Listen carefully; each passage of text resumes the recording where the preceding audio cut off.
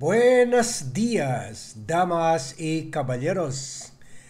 In the recent issue or ongoing or raging issue relative to the 2 to 3 trillion flood control anomalies, we now have a situation where family members are turning against family members. Earlier, we brought to you an old issue starting in May, wherein the eldest son of former Duterte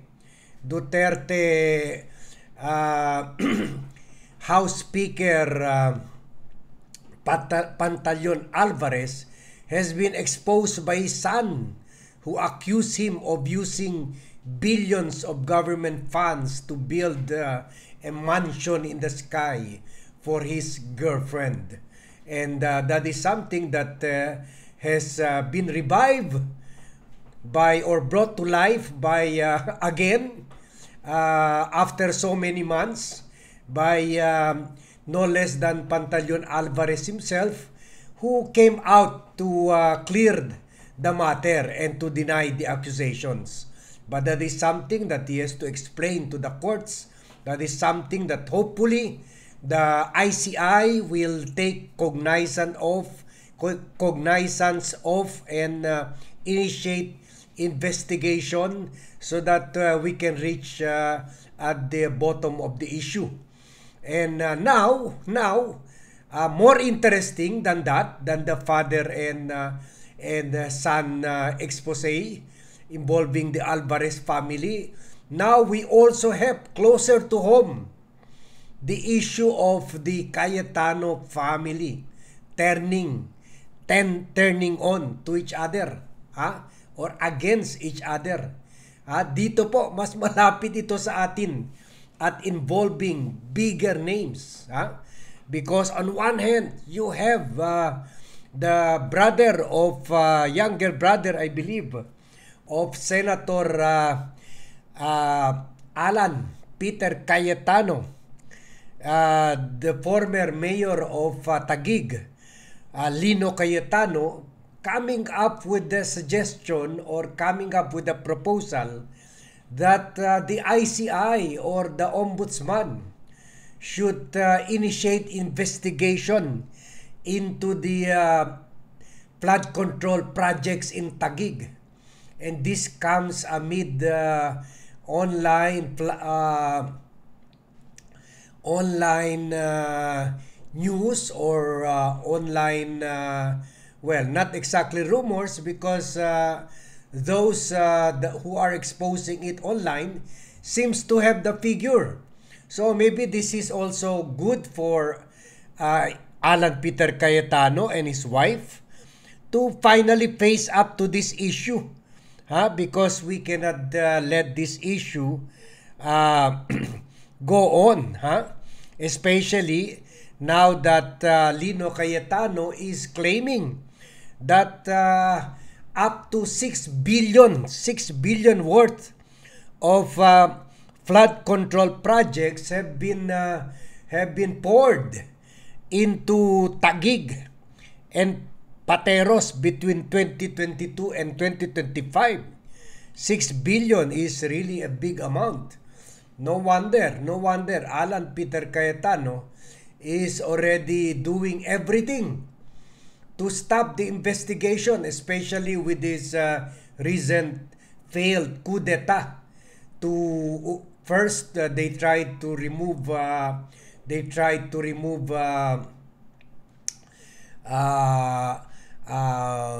Ping Lacson, but they failed to do that because inunahan sila ni Ping Lacson at siya mismo nag-resign. And later on, they tried to remove Senate President Tito Soto, but they also failed in that direction because Ping Lacson quickly acted to put out the fire regarding the coup, the supposed coup.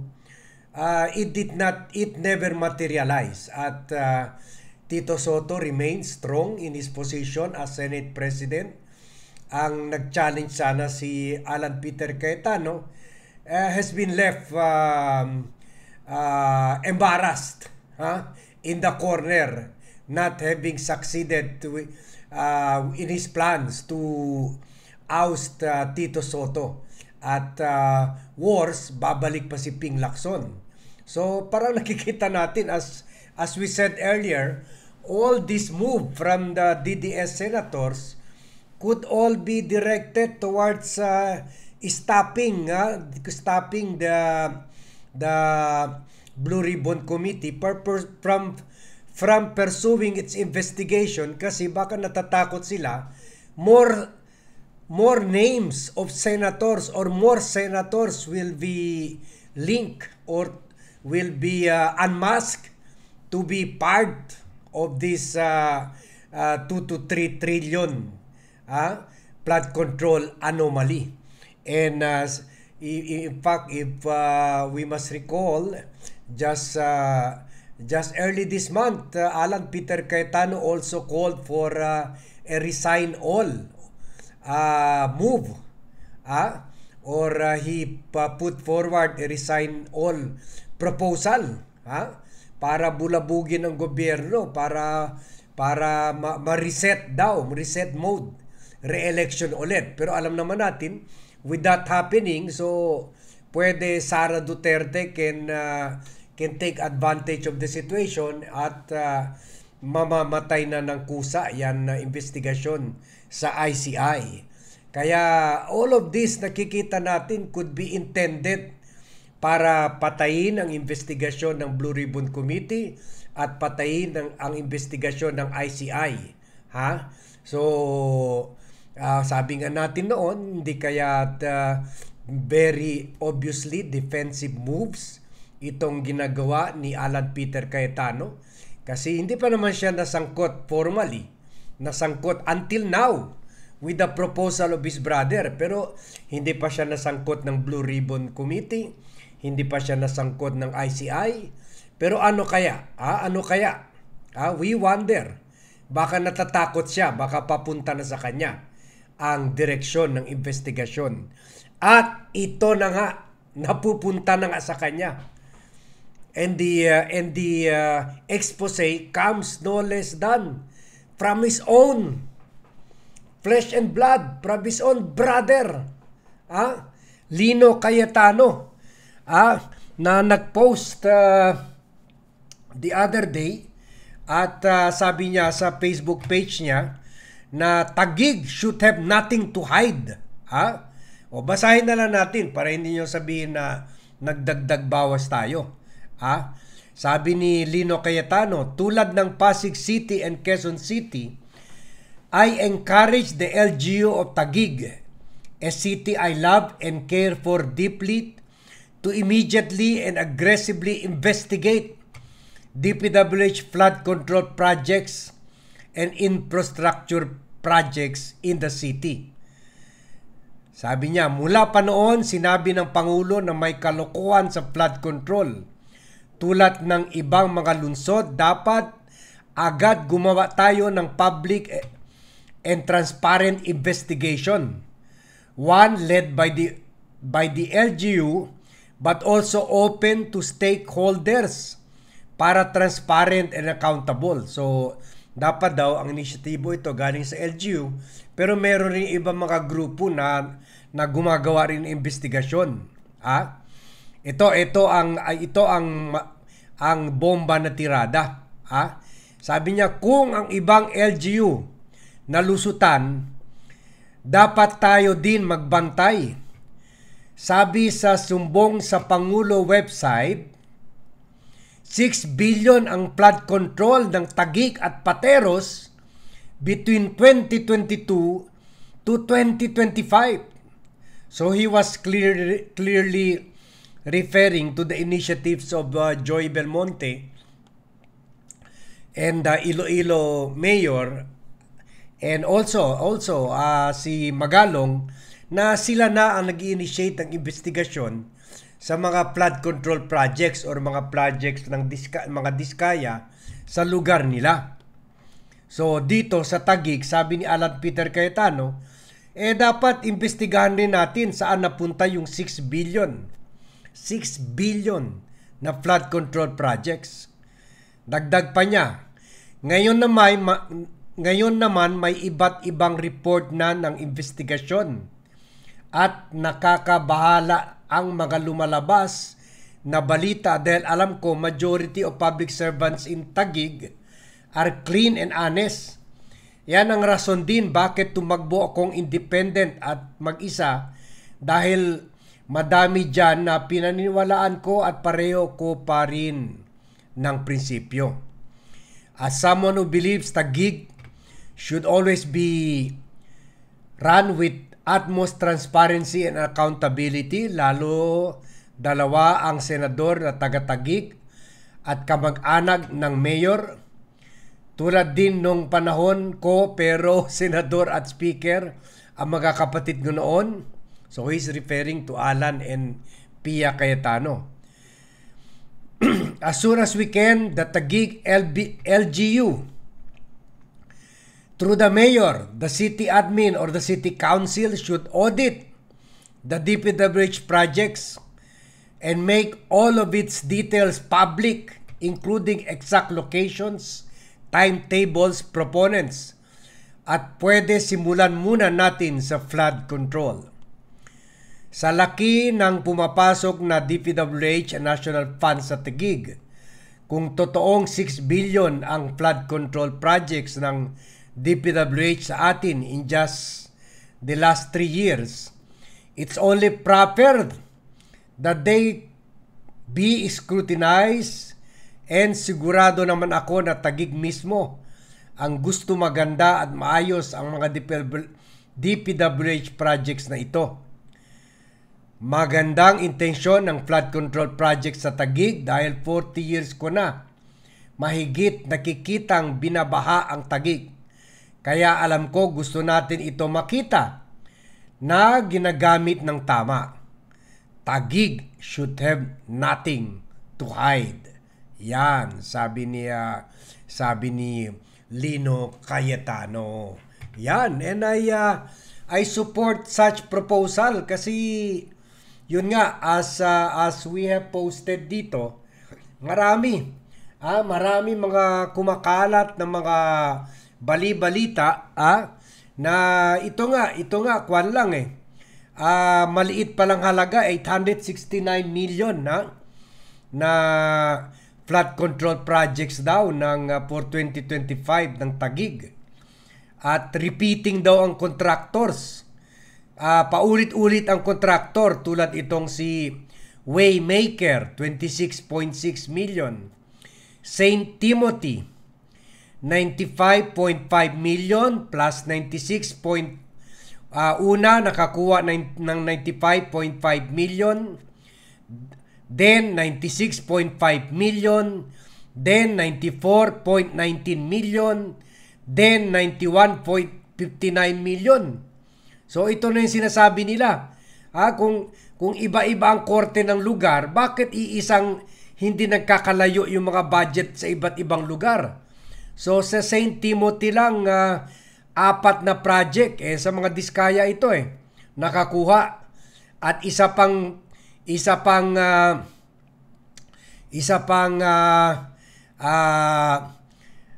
company ng mga diskaya, Alpha and Omega, nakakuha rin ng 1, 2, 3, 4, 5 projects. Isa 91.6 million, 96.5 million, 94.57 million, and 89.79 million, 91.63 million, or all totaling 868 million 929,000 for 96.26 at all awarded under Mayor Lani Mercado, na alam naman natin ay asawa ni Alan Peter Cayetano. So bakit paulit-ulit? Wala na bang ibang kontraktor dyan? Bakit paulit-ulit nakukuha ng Diskaya Company? So I hope the ICI and the Ombudsman will take heed. They will follow the suggestion or proposal nitong si Lino Cayetano, na kapatid pa naman ang dating mayor, kapatid pa naman ni Alan at ni Pia Cayetano. Kaya rin siguro malaki nakuha nila dahil pareho nilang pareho insertions nila pareho, at tig 3 billion siguro or 1 billion per year ng magkapatid, si Pia at si Alan. So ito galing na mismo sa kapatid, di ba? Sabi nila, kung mother knows best, pwede rin brother knows best. Maliit lang ang tagig. Siyempre, hindi naman ito mangmang si Lino Cayetano, magaling rin ito na politiko. At siyempre, kausap niya yung mga opisyalis diyan, local officials diyan. So alam niya. Siguro alam na niya yung mga katiwalian diyan. Binibigyan lang niya benefit of the doubt yung sister-in-law niya at brother-in-law niya at sister niya. And he's asking them to initiate the investigation. At dapat gawin nila ito kasi yun nga, tulad ito mga kumakalat ngayon. Yan, 869 million pa lang yan. 1 year pa lang yan. Kwan pa dyan, wala pa palang kulang pa pala yung 5 billion plus in 3 years from 2022 to 2025. So dapat talaga i-share nyo itong vlog, i-like nyo itong vlog para mag-viral ito at mapunta sa inbox ng ng ICI, mapunta sa inbox ng DPWH also para gumawa ng investigasyon sila Vince Dizon, dahil ang laki nito 6 billion. Ito sa Marcos administration pa lang ito, 6 billion. What more? Yung speaker pa si Alan Peter Cayetano. What more? Yung sa 19 Congress. 19 Congress, magkano rin kaya nakuha niya during the Duterte administration? Nakita natin very active siya, very active siya sa Duterte administration, at before naging senador, nagkuan pa nga siya, naging DFA secretary pa nga. Kumbaga, kuan talaga siya, haligi talaga siya ng Duterte administration, at nakita naman natin sa impeachment trial napaka-vocal niya, even doon sa session itself, kung kailan na formal nang pinatay yung impeachment trial. So kaya maingay siya dahil masyado siyang nakinabang sa Duterte administration.